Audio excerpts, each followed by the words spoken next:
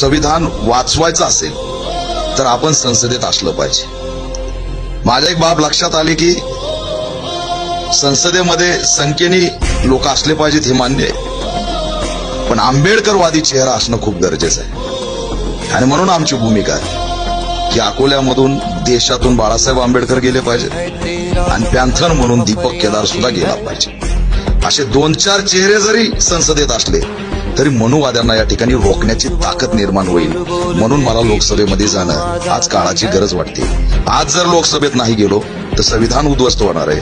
आज जर लोकसभेत नाही गेलो तर सेकंड निवडणूक होईल की नाही अशी स्थिती आहे. आज समग्र देश गुलामीच्या उंबरठ्यावरती उभा आहे आणि ही गुलामी नाकारण्यासाठी माझी ही संविधान वाचवण्याची निवडणूक नाही तर एक लढाई आणि आंदोलन आहे. आणि या आंदोलनात सुद्धा मी सहभागी आहे.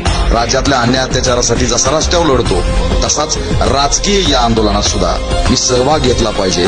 म्हणून मी समग्र आंबेडकरी चळवळीच्या 4थ्या पर्वाचं प्रतिनिधित्व म्हणून लातूर मतदारसंघातून निवडणुकीला उभा राहिलोय.